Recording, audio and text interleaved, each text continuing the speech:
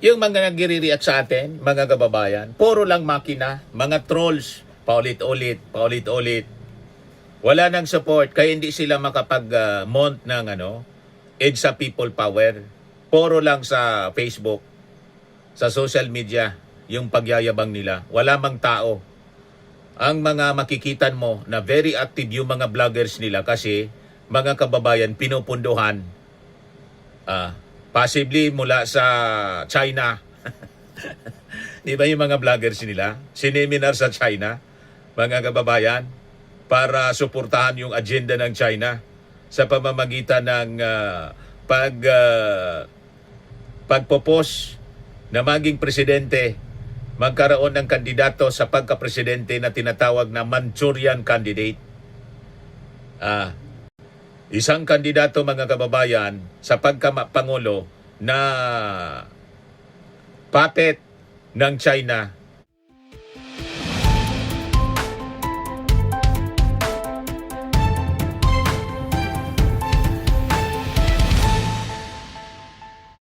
Hello po mga kababayan, si Dante Maravillas.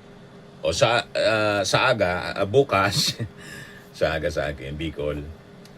Bukas mga kababayan, sabi ni Alan Peter Cayetano, magko-convene na daw yung Senado bilang Senate Impeachment Court. So bantayan natin kasi puro baliktad ang mga statement nila. Baka kasi tama nag-convene pero pagdating ng oras, mag-motion to dismiss kahit bawal. Yan mga ugali niyan. Kasi ang feeling nila, they're above the law, above the Constitution, sa saligang batas. Yan mga ugali ng kampo ng mga Duterte. Pipilipitin nila yung batas para mapaglingkuran yung amo nila. Yan mga Duterte senators. Pero marami na po ang pupunta sa Senado na mga civil society para bantayan ang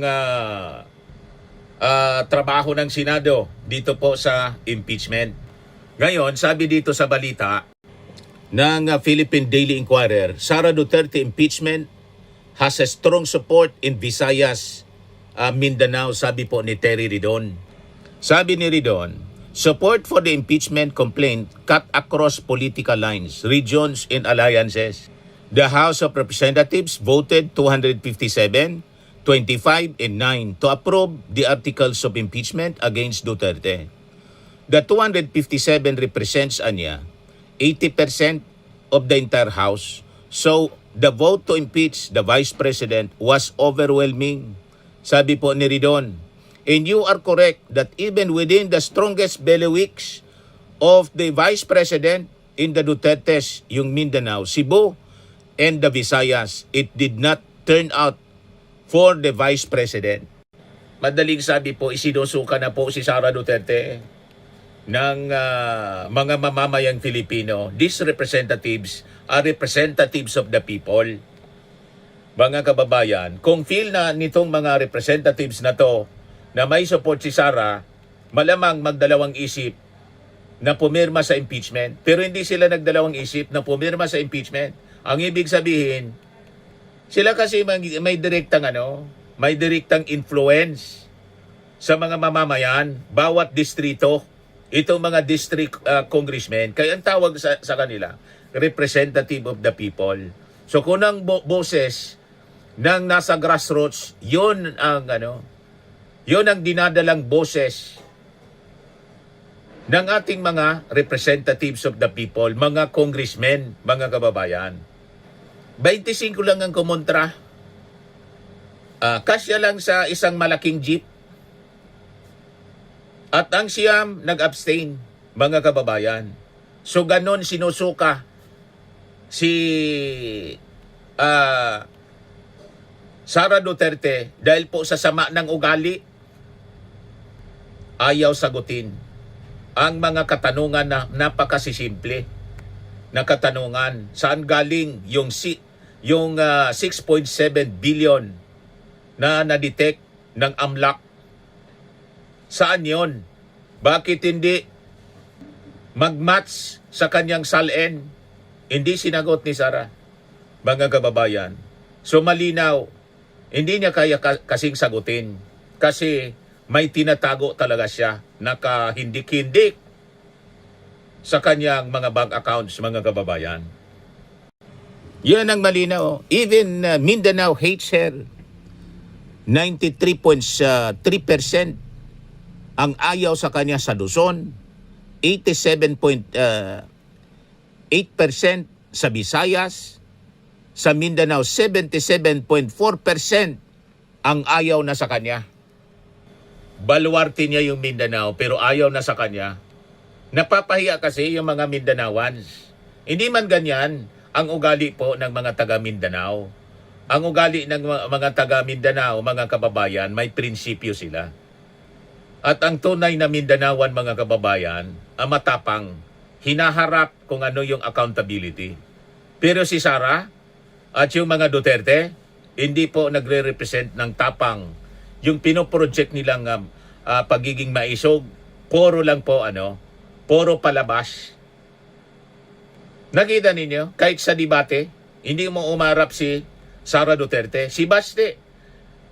Mga kababayan, hamon ng hamon, ng patulan ng naghahamon tulad ni General Torre at saka ni Madriaga, never pa na nangyari. Mga kababayan, yung kanyang hamon. Si Digong naghamon ng debate, pinatulan mga kababayan, yung hamon niya kay Carpio, Senior Associate Justice Antonio Carpio. Anong ginawa ni Digong? Umatras kung ano-ano. Mga kababayan na lang na mga palusot para hindi matuloy yung debate. So hindi sila totoong maisog. Mga duwag, mga kababayan. Matapang lang magsalita. Kaya yung mga kaso ayaw nilang harapin. Di ba? O si Bato de la Rosa, napakaduwag. Hinamon-hamon si Trillanes, mga kababayan ng patulan ni Trillanes. Siya yung nag-serve ng warrant of arrest kasi sabi niya sumama, kinain lahat. By admission mismo ni Jimmy Bondok, abogado niya, kinain na niya lahat ni Bato, yung kanyang lahat na sinabi. So nilaglag na maski ni Atty. Jimmy Bondok. Sa interview ng Billionaire News, mga kababayan, sabi ni Jimmy Bondok, kuwan siya doon, angkor siya. Napanood ninyo yon? Kinainaan niya ni Bato de la Rosa yung lahat niyang mga sinabi. Yung mga pagyayabang, dilaglag na ni Atty. Jimmy Bondok.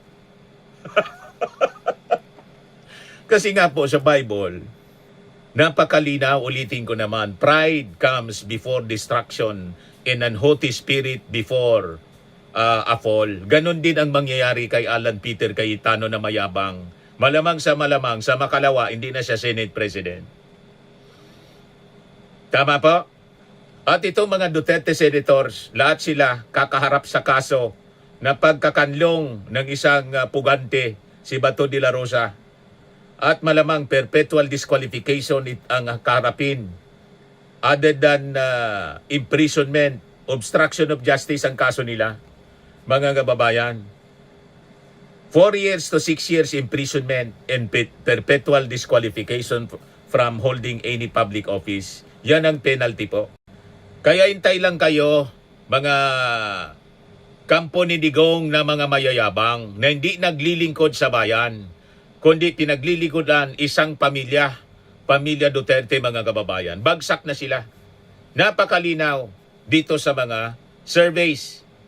Kaya sabi dito, Mindanao loves her daw, pero 77.4% na of Mindanao congressmen still voted yes to impeach Sara Duterte. You see? At some point, people need to accept that not every Mindanaoan automatically supports the Duterte anymore. Politics is shifting. Even local leaders, they are clearly reading the ground differently now. Luzon, 93.3% yes. Visayas, 87.8% nagsabing yes. And Mindanao, 77.44% yes. Mindanao versus everyone, more likely trolls versus everyone. Yung mga nagre-react sa atin, mga kababayan, puro lang makina, mga trolls, paulit-ulit. Wala nang support, kaya hindi sila makapag-mount ng EDSA People Power. Puro lang sa Facebook. sa social media yung pagyayabang nila. Wala mang tao. Ang mga makikitan mo na very active yung mga vloggers nila kasi mga kababayan pinupunduhan possibly mula sa China. Di ba yung mga vloggers nila? Sineminar sa China, mga kababayan, para suportahan yung agenda ng China sa pamamagitan ng pagpopos na maging presidente, magkaroon ng kandidato sa pagka-presidente na tinatawag na Manchurian candidate. Isang kandidato, mga kababayan, sa pagka-pangulo na puppet ng China para lamunin ang Pilipinas. Huwag tayong papayag, mga kababayan. So pilit pinapakalat ng kampo ni Sara na political persecution daw ito. Ngunit habang lumalabas, mga kababayan, ang totoong datos tulad ng pinakita ko po sa inyo, mas nababasag yung kanilang narrative. Dahil ang pinakamalaking problema ni Sara ngayon, hindi lamang po Luzon ang may gustong matuloy yung impeachment, pati mga taga-Visayas at Mindanao. Overwhelming ang support. Maging Mindanao and Visayan voters, Mindanao and Visayan lawmakers, at mga ordinaryong Pilipino, mga kababayan. Naniniwala sila na dapat matuloy ang paglilitis sa Senado. Kaya pag ito, ni-railroad po ni Alan Peter Cayetano, mga kababayan, malamang i-abolish na ng mga mamamayang Filipino yung Senado na pinamamahayan ng mga ulupong. Bakit po ganito? Kasi gusto po ng publiko ng due process. Gusto ng publiko ng transparency, accountability, at saka legal na paglilinaw sa mga seryosong aligasyon. Yun lang yun. So ang problema ngayon sa propaganda machine ni Sara Duterte, maging yung sarili niyang political bailiwick, ay hindi na po naniniwala sa kanyang victim narrative. So habang tumatagal, mas lalong lumalakas yung kinatatakutan, yung tunay na kinatatakutan ng kampo po ni Sara. Hindi po yung impeachment mismo, kundi yung paglabas ng mga ebidensya, yung mga dokumento, testimony, at financial scrutiny sa ilalim po ng constitutional trial. Kaya gumagawa ng senaryo, ng drama yung Senado po.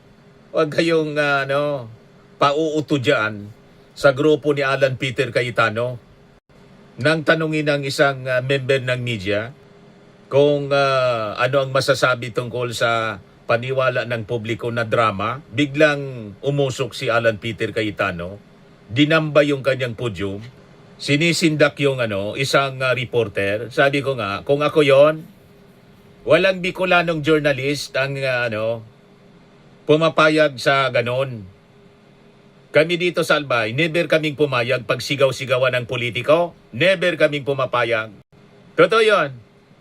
Yung mga mayabang na politiko dito, wala.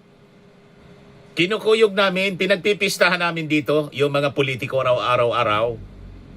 Yung iba kinakaso namin mismo. Pinapatulan namin. Wala pa ditong mga politiko, mga kababayan, kasi hindi kami pumapayag na lapastanganin ng sino mang politiko. Hindi kami pumapayag dito sa Albay. Iba kami, mga taga-bundok lang kami, Mount Mayon, taga-bundok ng Mayon. Pero hindi kami pumapayag na lapastanganin ng sino mang politiko, including Cayetano. Kaya sabi ko yung challenge ko, ako, taga-bundok na journalist, Bicolano, i-invite ako ni invite mo ako sa press con, ako ang magtatanong noon. Ayanin niyo ako magtanong kay Cayetano. At itry niyang sigawan ako. Yan lang ang aking challenge. Iparating ninyo. O pangatlo ko na itong video. Tina-challenge ko si Cayetano. Yung yung asawa niya, taga rito sa amin, taga Albay, taga Tiwi. Alam niya, ang ugali namin, asawa niya, Bicolano. Hindi kami pumapayag inaapi. Hindi kami pumapayag. Kaya ang tawag sa amin, mga uragon. Minsan, urag-uragon. Yun. Kaya kita ninyo ugali ni Trillanes. Bicolano. Ni Laila de Lima. Bicolano. lumalaban sa tama. Hindi kami pumapayag na apihin. Gaano man kami kaliit sa tingin ninyo. Hindi kami pumapayag. Hindi kami nagpapasindak kanino mang politiko. Hindi. Hindi kami nagpapasindak. Yan ang tandaan ninyo. Invite mo ako, Alan Peter Cayetano, dyan sa Maynila. Akong moderator. At itatanong ko yung tanong na ayaw mo. Itatanong ko sa mukha mo mismo. Yan. At itry mong sigawan ako. Napakayabang mo. Kala mo kung sino ka na. Kasi abogado ka. Senate President ka. Sabi ko nga, you are our servants. And we are our masters. Your masters pala. We are your masters. Wala kang karapatan manigaw sa master mo. Yan na posisyon mo, hiram lang yan sa amin. Kami ang naglagay sa iyo sa puder. Huwag kang abusado. Bugok ka. I-viral ninyo po ito para makarating dyan kay Cayetano. At itong sinasabi ko, paninindigan ko to. Alam na mga taga-Albay, walang media rito na inaapi ng politiko. Kasi hindi kami pumapayag na sindakin ng mga politiko rito. Hindi. Never. Hindi yan ang media ng Albay. Ang media ng Albay, wala pang politiko rito ever since. Ang nakapanindak sa amin na hindi namin pinatulan. Pinatulan namin lahat na nanindak sa amin. Kahit ano man ang abuti namin.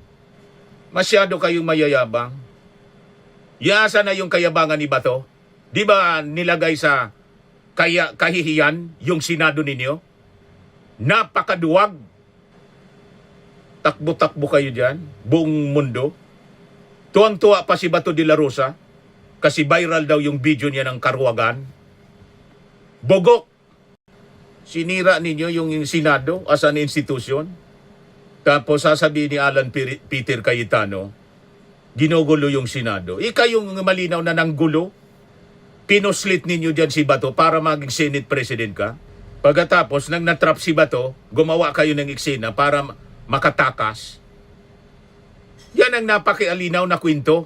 Huwag mo kaming bulahin, Alan Peter Cayetano. Ginagawa mong bobo ang mga mamamayang Filipino. Huwag nyo kaming itulad sa inyo. Tarantadong to. So may malawak na suporta mga kababayan sa buong bansa yung impeachment kay Sara Duterte na napakayabang pero napakaduwag naman. Bloodbath ang sinasabi niya pero never niyang sinagot. Walang bloodbath na nangyari even in Congress. So ayon mga kababayan sa pinakahuling tugon, survey ng tugon ng masa, Okta Research Survey, 69% po ang nagsabing pabor sila na matuloy ang impeachment. Kaya tandaan mo yan, Alan Peter Cayetano. Pag sinabutay ninyo yan na impeachment na yan, pati ako, lalabas ako ng Maynila, sasama ako sa magrarally para ipadlak yan na Senado. Yan ang tandaan ninyo mga senador ni Digong. Galit na sa inyo. Ginagalit ninyo kasi yung mga tao. Inuubos ninyo ang pasensya ng taong bayan. So sabi po sa survey, 28% lang ang tutol. So ito yung mga DDS, 20% lang. Mga kababayan. Kasi nga, sabi ko sa inyo, ang bumoto po kay Sara, Marcos loyalist. Wala man pong maraming DDS. So ang ibig sabihin, hindi po ito minority sentiment. Malinaw pong sentimiento ito ng mayoriya ng ating mamamayang Filipino. Pilit kasi na iniiwasan ni Sara. So lalong lumalakas, mga kababayan, yung pagduda na talagang marami siyang ninakaw. Kung wala siyang ninakaw, buksan niya lahat yung mga bank accounts niya. Ganun kasimple. Kung anong mga technicality sinasabi niya. Kung ano-anong mga palusot. Puro TRO ang ginagawa. So anong ibig sabihin nun? Tapos sasabihin niya, malinis siya. Hubaran mo yung pagkatao mo para makita namin kung malinis ka. Naging taga Mindanao. Napakataas na ng suporta para sa impeachment. Kaya basag na yung narrative nila. 61%. mga kababayan sa mga taga Mindanao, sabi sa Okta Research, pabor na matuloy ang impeachment. So ito yung riyon, mga kababayan, na matagal nang sinasabing stronghold ng mga Duterte. Pinaka-solido, nabasag na yung solid Mindanao, solid South, basag na. Sariling bakuran mismo, mga kababayan ni Digong. Gusto ng mga tao ng legal na paglilinaw. Matuloy ang trial. So ang ibig sabihin nito, mga kababayan, hindi automatic loyalty na ang umiiral. Mas mahalaga sa maraming mga Filipino, including mga taga Mindanao, mga Mindanawan, ang makita talaga yung katotohanan, accountability at constitutional process. Ito ang dahilan, mga kababayan, kung bakit desperado na sila. Pilit nililihis yung propaganda. Nililihis ng kanilang propaganda, machinery. Ang usapan, papunta po sa mga drama nila tulad ng drama sa Senado, putukan, emotional victimhood. Sabi ni Alan Peter Cayetano, wala man lang anya nangumusta sa inyo kung ano ang nangyari dito sa amin. Alam namin na drama. Kitang-kita sa pagmumukha ninyo. Walang under siege na gano'n na nitsura. Padila-dila pa si Villanueva. Naka-smile, naka-picture. Kumakain sa loob ng room. Bungis-ngisan kayo with the DLG Secretary John B. Crimolia. At nandun si Bato. Walang gano'n sa tunay na buhay ang under siege. Kung under siege kayong totoo, ang dapat na ginawa ng security ninyo, sinecure kayo at pinalabas na para kung may totoong lumusob sa inyo, ligtas yung buhay ninyo. Yan ang normal, na walang drama. Pati yung mga taga-media, kung under siege, yun dapat ang ginawa. Pinalayo doon. Puro sabla yung drama ninyo, yung script ninyo. Malinaw na ang drama ninyo gumawa ng senaryo para makapuga si Bato. At yun ang nangyari. Nakapuga nga. Kaya pananagutan ninyo. Yan ang ginagawa ngayon ng DOJ. Investigasyon. NBI. Yan ang mga ginagawa ninyong binabaliktaran ninyong NBI. Hindi kayo magtatagumpay kasi yung ebidensya mismo. Walang lumusob na NBI. Hindi gagawin ng isang taga-NBI na driver pa ang lumusob mag-isa.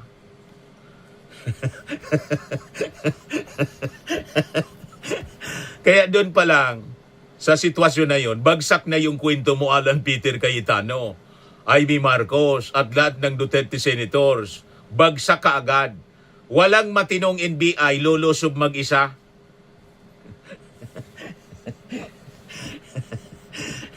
At bakit papuputukan?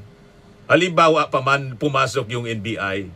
Bakit papuputukan ng security ng OSAA? Law enforcers yun. Law Enforcement Agency. Inaaway ninyo ang NBI? Law Enforcement Agency, may hawak na valid warrant of arrest, tapos protective custody ninyo. Ngayon, yung protective custody ninyong si Bato, pinatakas ninyo. Huwag kami, Alan Peter Cayetano, ginagawa mong bobo yung mga mamamayang Filipino sa agenda ninyo. Hindi kami papayag sa panluloko ninyo. Kahit sino ka pa, senador ka, abogado, hindi ka namin atrasan, Alan Peter Cayetano. Tanong mo sa asawa mong Bicolano. Hindi ka namin atrasan. Taga-Tiwi yan na asawa niya, no? Alan Peter Cayetano. Tanong mo kung ano ang ugali ng mga Bicolano. Hindi ka namin atrasan. Kalukuhan mong yan. Yan ang mga pa-victim ninyo na narrative. Lokong to. Hindi yan obra. Ginugulo kayo dyan. Malinaw na kayo ng gugulo. Ang magulo po, kampo ninyo, Duterte. Siya nang gugulo. Siya yung nagbanta. Sila, kayo ang gobyerno ng EJK. Di ba? DFA secretary ka, dinifend mo pa yung EJK sa ibang bansa. Sabi ni sino to? political analyst Ronald Llamas, DFA Secretary ka noon, di ba? Huwag kami Alan Peter Cayetano. Puro pag-iwas ginagawa ng kampo ng mga Duterte. Si Digong, ganon. Wala, hindi siya makaiwas doon. Si Bato de la Rosa, tapos si Sara Duterte sa impeachment. Ang ginagawa ninyo ngayon, hindi na nagpa-press con si Alan Peter Cayetano. Ang ginawa niya, kanya-kanya silang Facebook Live. Kapon, nag-usap-usap sa Facebook Live yung mga Duterte senators. Bakit nila ginagawa yon? Malinaw, ayaw nilang matanong ng media. They do not want to answer hard questions kasi. Kaya sila na lang nagbubulahan. Ang ginawa nila, nag-Facebook Live sila, tapos nagpropaganda. Ibenta yung kanilang narrative, victimhood narrative. Sila na lang nagbubulahan. Si Alan Peter Cayetano, si Amy Marcos, si Mark Villar, lahat ito dapat managot, si Bongo, o ito, isa pa to, ito. sila nagbubulahan, nag-uusap-usap, mga gonggong. DDS lang ang maniniwala sa inyo. Di ba? So dinadala tayo sa kanilang drama. Emotional victimhood na under siege yung Senado. Under siege ng mukha ninyo. Hindi man magkita sa mukha ninyo yung under attack. O, di ba? Walang under attack na ganyan.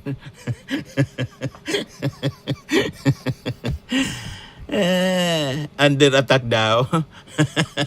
Walang ganyan under attack na mukha. Naniwala kayo sa ganyan na under attack ang pagmumuka?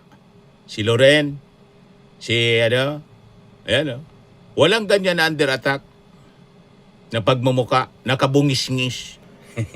Hindi ninyo mapipiki. Ang katotohanan, nakikita sa pagmumuka ninyo mismo.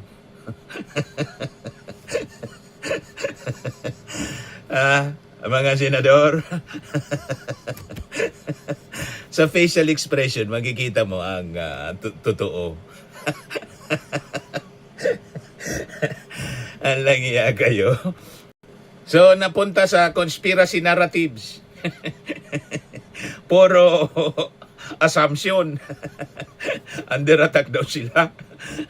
Insinuations. Uubusin na niya kami, sabi niya, uubusin na ba kami dito pagpapatayin? Sabi ni Amy Marcos, inutusan daw yung NBI. Tinuro yung kanyang kapatid, si President Bongbong, na pina-operate yung NBI. Mamatay na daw yung dapat mamatay. What? May ganong drama si Amy Marcos. Yung yung inaapi na palabas nila. Inaapi si Sara Teatrix. Hindi na yun obra.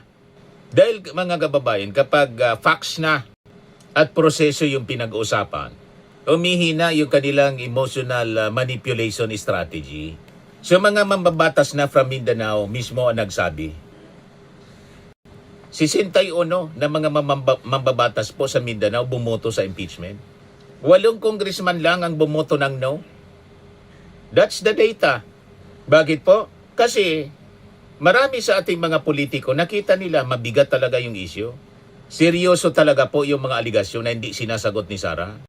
At delikado sa kanilang political career na i-defend blindly ang Duterte brand ngayon. Kasi nga po, nalantad na yung kanilang mga maling gawa. Madadamay sila. That will be a kiss of death once sumuport sila sa mga Duterte. Katapusan na ng kanilang political career. Kasama sila sa lulubog. Sa lumulubog na barko. Sinking boat po ang Duterte brand, mga kababayan.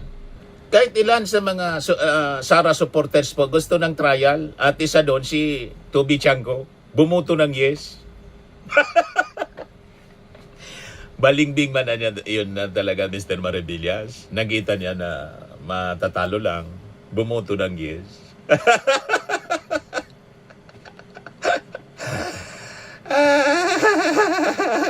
So logical po yung naging desisyon nila. Kung talagang inosente si Sara, bakit iiwas sa paglilitis?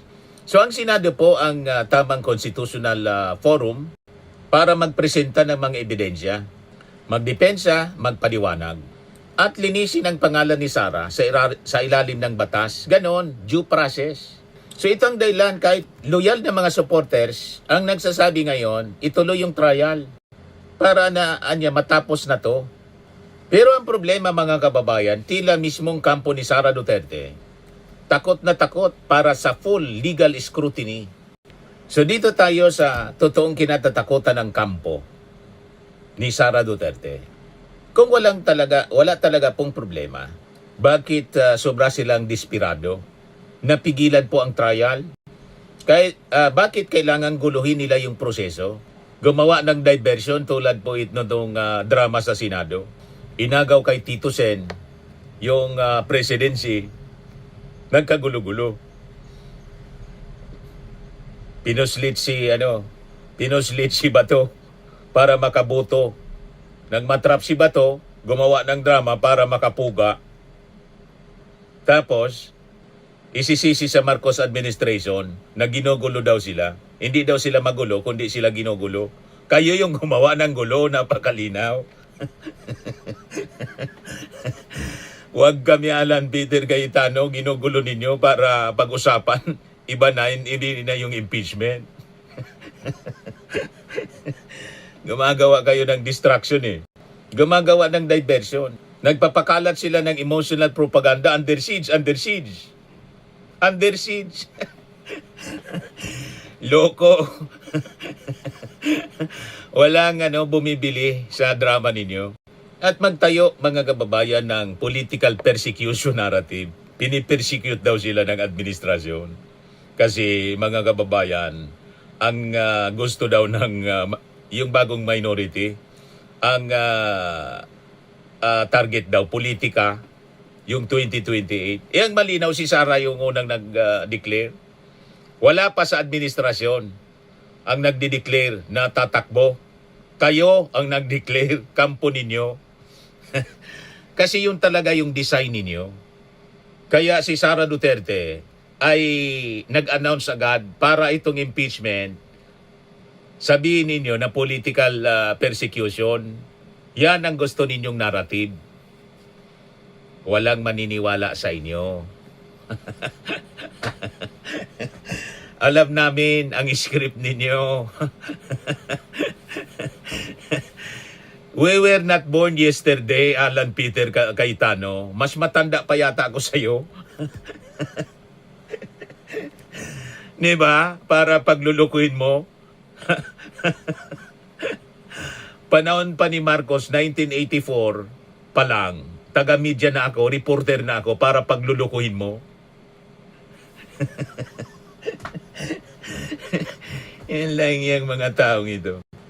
Ginagawa nila ito mga kababayan dahil alam nila kapag nagsimula na po yung formal na impeachment trial, magkakaroon po ng official evidence presentation, testimonya, financial scrutiny, document examination, at national legal spotlight. Yun ang kinatatakutan nila. Dito po nahirapan yung script victim narrative nila. Mahihirapan na yung script victim narrative nila pag nag-present na ng mga ebidensya. Dahil po, ang constitutional trial hindi po kontrolado ng Facebook comment section. Madudurog yung kwento nila sa Facebook. Yung Facebook live ng mga DDS vloggers. Madudurog yun. Pati yung Facebook live ng mga Duterte senators. Madudurog yung lahat.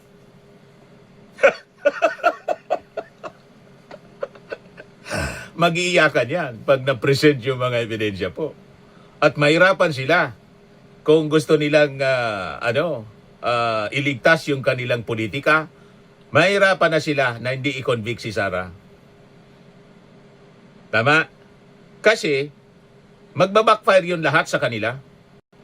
Pag upon presentation, napakabibigat na ebidensya, inakwit nila si Sara, tigbak yung kanilang politika. Isusumpa sila ng mga tao. Kaya ayaw nilang matuloy ang trial para walang presentation ng ebidensya. Ma-justify nila, mga kababayan, ang akwital. Kaya lahat technicalities muna ngayon. Di ba? Ginagawa nila. Kaya yung bantayan natin. Mga kababayan, sa pagsabi ni Alan Peter Cayetano, magkukonbina niya kami. Tingnan natin kung anong gagawin, kung may mag-motion to dismiss. At yung sinasabi ni technicalities motion na sinasabi ni Atty. Makalintal, ito anya yung bantayan natin. Di ba? So ang pinakamalaking bangungot po ni Sara, hindi po yung anti-Duterte forces, kundi ang katotohanan maging sa Mindanao, mga sariling mambabatas po at maging mga sariling supporters niya. Ang gusto nang marinig ang katotohanan sa impeachment trial at ito ay makakasira sa kanya.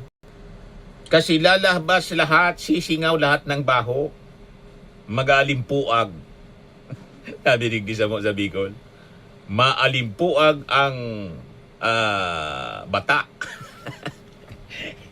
Ibig sabihin, baho, mag-aalingasaw, alimpuag dito sa amin. Aalingasaw ang sangsang na baho at tagong yaman na pilit po na tinatago sa taong bayan sa pamamagitan ng mga pasimpleng buhay lang. Pero kayang mag-world travel, personal expenses. Pero si Digong, may mga pictures na natutulog, nakakulambo. Kumakain ng tuyo. Si Sara, tusok-tusok. Ano nga yung tusok-tusok? Sanay sa fishball ko, no? Sanay sa fishball, si Sara. Yan na dramang yan, mga kababayan. Yung nang narrative nila, lahat yan madudurog. Pag na i-present yung document supporting the 6.77 billion na nasilip ng AMLAC. Tama po. Sa mga naghanap ng malinis and spacious fitness gym, pumunta lang po kayo sa aming Colossal Fitness Gym. We also offer Grab Car Rental with our brand new 2023 model ng Toyota Innova. We also accept booking for those who are planning to travel via PAL, Cebu Pacific, and other airline companies, local and international, and bills payment for Meralco Bills, PLDT, Aleco Bills, etc. Ang Colossal Fitness Gym is located at 3rd floor Security Bank Building, Landco Business Park, Legazpi City, Albay.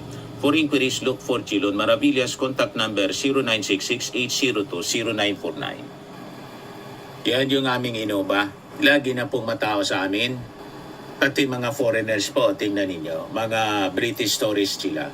Ang lalaki ng katawan na, mga kababayan, nag-gym sa amin. Ito naman po, Indian National.